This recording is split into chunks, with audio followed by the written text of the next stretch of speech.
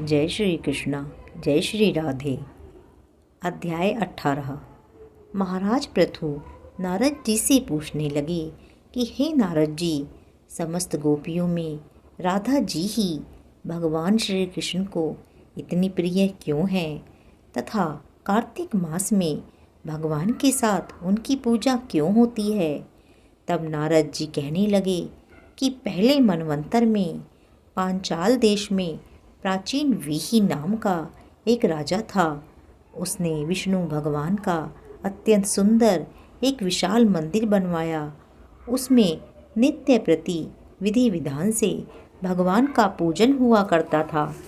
उसी नगर की अति सुंदर एक स्त्री प्रेम में विहल होकर भगवान के सामने मोहक नृत्य किया करती थी।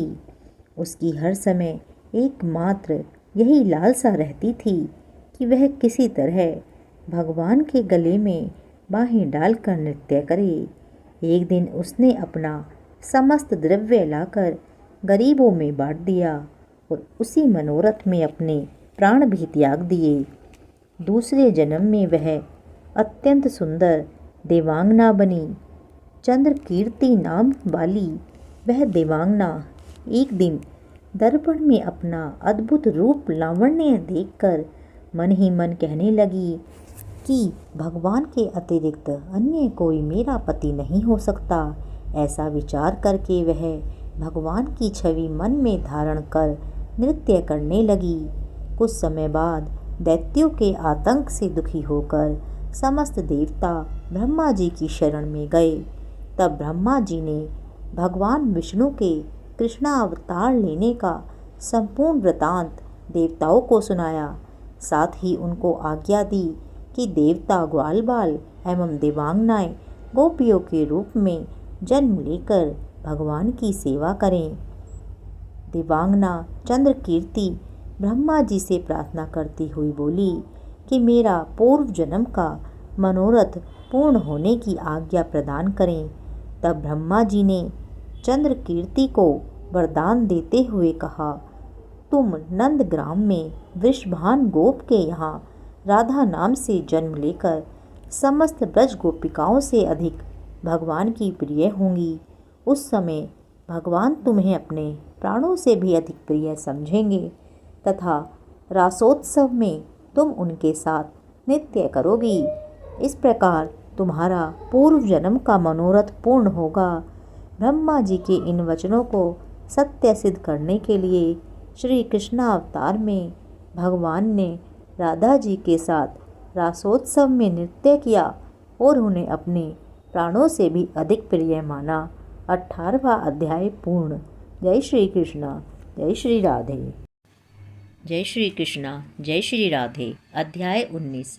नारद जी बोले, हे राजा पृथु, कार्तिक मास के कृष्ण पक्ष की त्रयोदशी से शुक्ल पक्ष की द्वितीया तक दीपक जलाने से यमराज प्रसन्न होते हैं और अकाल मृत्यु आदि नहीं होती। कार्तिक कृष्ण चतुर्दशी को नरक चतुर्दशी भी कहते हैं।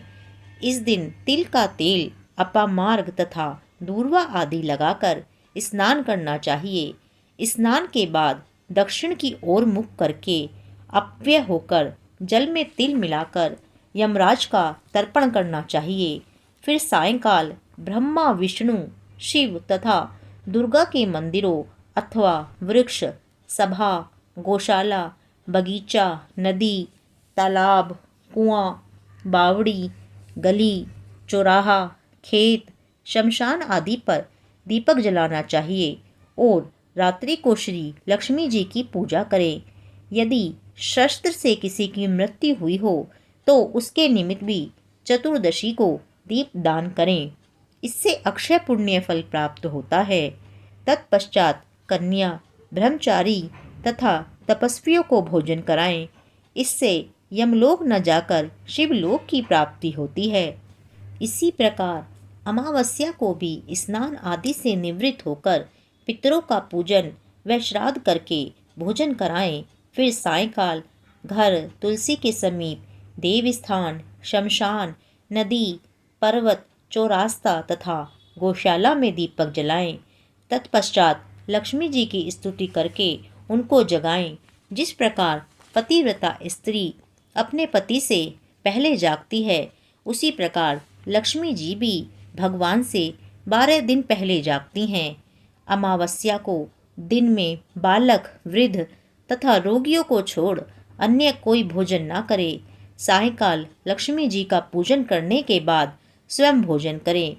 घर को फूल माला आदि से सजाकर सारे घर में दीप माला करें।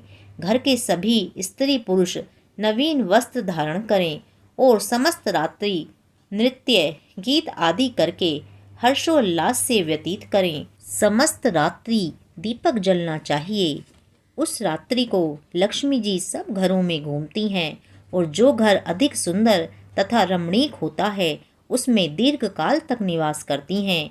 एक प्रहर रात्रि शेष रहने पर दरिद्र रूप घर का कूड़ा करकट सूप या पुराने पंखे पर रखकर बाहर फेंक देना चाहिए।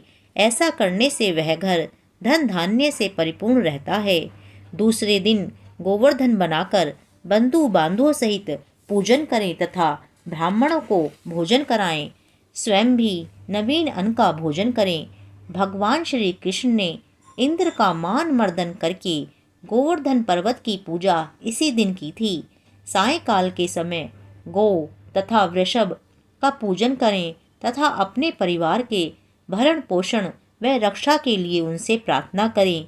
इसी दिन सायंकाल के समय बलि तथा उसकी पत्नी विंध्यावली की मूर्ति बनाकर पूजन तथा दान आदि क्रियाएं करने से परिवार सुखी तथा समृद्ध रहता है।